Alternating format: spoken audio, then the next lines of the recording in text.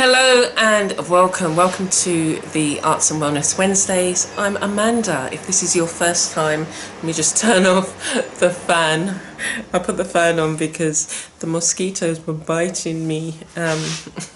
Anyway, yeah, so if this is your first time, I'm Amanda and I'm your host. And welcome also to my podcast listeners. And it's really great that you could join me.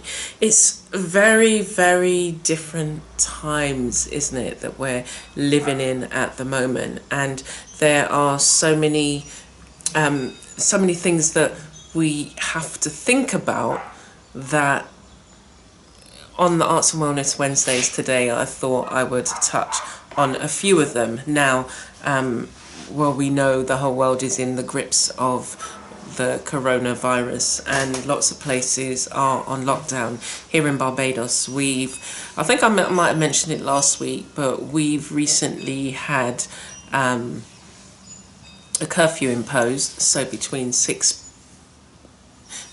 8 p.m. and 6 a.m. everything is closed. You shouldn't be on the road unless you're part of the essential services. And then during the day, a lot of the businesses are closed. The general places that would be open, it's only the essential deemed places like the food places and some mosquitoes. They seem to be a lot bigger with their black and white striped leggings. That's those kind of ones that we've got at the moment. Anyway, so like most places, it's the essential services. And when you're going into the supermarkets now, the malls, what they do is they limit the amount of people that you go through one at a time. You spray your hands. Again, there's the distancing, spaced out lines on the floor for you to adhere to. But when I was thinking about the impact that it has on our mental health and well-being, and I was thinking, for those of us who are used to, working on social media, working online, that transition to everything being online is fine for a lot of us. And I'm thinking, I haven't changed the way I work. I might be producing more things, but this is what I do. I spend time in my studio, I spend time on my computer, and I'm moving between the two. And so unless I've got an exhibition on, or I'm meeting up with a friend or whatever, I'm in my studio. So for a lot of us who are artists, it's like business as usual. But then I was thinking, but for those people who are not, who don't spend a lot of their time either looking at emails or whatever it is, or online, this thing is going to have a really big impact. And again, if people were already feeling isolated or were already feeling lonely, what is this, then going to the impact that it's going to have on them then? There's nobody in the streets, nobody passing by, nobody dropping in, nobody, not seeing anybody, especially if, you'd go down to your local corner store to, and that conversation that you have with the seller would be the only one, the one that you would have for the day. Or if you saw the postman, would that be your only conversation? And what then does that do to your mental health state? And I thought it was something that we would need to address. And I think I mentioned last week about I haven't really seen much reported about the people who are homeless, or people who were on Skid Row, and what then is being done for those people. I think I read an article about people being put into makeshift accommodation, but that even some of these accommodations weren't necessarily equipped to like, you know, then you've still got a load of people together with a place that doesn't have the necessary, all the, you know, ability for them to, you know, sanitize their hands or, you know, use the washing facilities or whatever. So it would be then, okay, so how are we dealing with that? And as artists, I know that's kind of like total end of a spectrum, but as artists, I feel that we have the ability to help people to connect. And when you take the arts, the broad spectrum, if we look at, you know, the broad spectrum and how we can then put out information as artists, as creatives, I've seen people come together. It's like, was it the Royal Philharmonic Orchestra?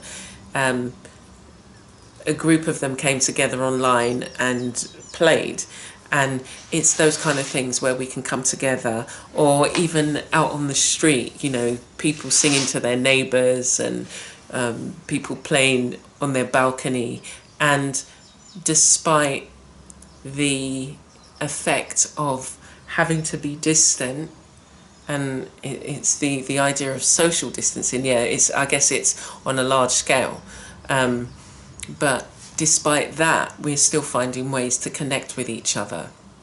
And I'd also mentioned how, you know, if you, where those people who don't have access to a computer, say, maybe drop a note to say, how are you, thinking of you, you know, you can call me. Most of us have got phones now, so, you know, it's a great thing that, I mean, or think about what it would be like if the phones weren't working or we didn't have access to the computer. It would be like, you know, you would definitely be thrown into turmoil.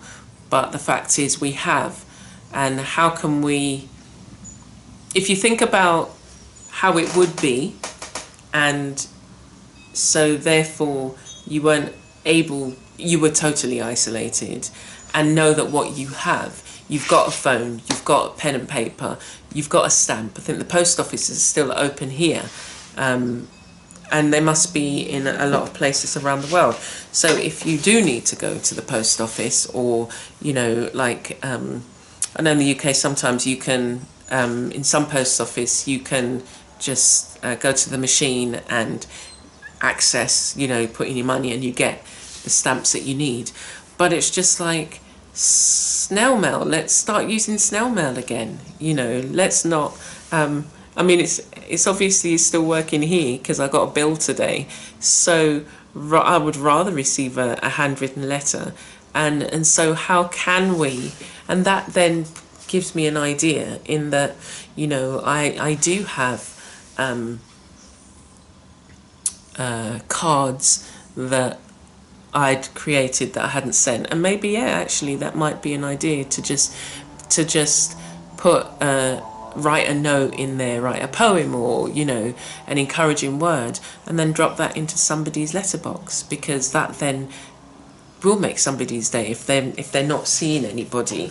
So I've just got something in my eye that I need a tissue. But yeah, so I think as artists, as creatives, and for me it's about the visual art, how can I impact more with in a more rewarding way for others, and what is it that I can do that can bring comfort, say, to somebody, help somebody not feel so isolated, help somebody know that actually, yeah, at the end of a phone there is, you know, a friendly voice, or it's not that we can meet up and wave at each other from across the park or whatever it is, but that you can still feel that connection. And do you know what, that's going back to our parents' day, where when we were younger, you would regularly receive, well, not me, but like my parents would send letters to their parents, and they would receive, you'd get a letter, and then we'd all gather around and see what grandma has said, and it was nice to see the, even the stamps from a different country, and then, as I say, you'd read it, and then mum or dad would write back and go to the post office, and and then send the letter. So that was nice, the sending and receiving letters, and so that's something that we can experience again. I mean, our younger, I would say young people, but like say my son, when he was younger, I would send him letters so he could, because we were getting, stuff, I mean, at the time it was bills, but he was like, how comes you always get something in the post and I never get anything? And I was just like, yeah, actually that's true, and I'd send him the odd letter and just say hi, and it would be like to see him open it and like to be reading it, and so it's something that generation, or Generation Z, if that was, I think it is it Generation Z, they don't have experience of getting anything but bills, or I don't know, bank statements. I don't know do you, if you're listening and you're you do get stuff through the mail, what is it that you get sent? But you can probably be sure, because again, we're using WhatsApp, we're using Instant Messenger, we're using all of this, so you wouldn't really get that in the post. So it's what can we do? So one of the things I started doing, I think it was early last year, it was what I call Creative Encourager. So I do.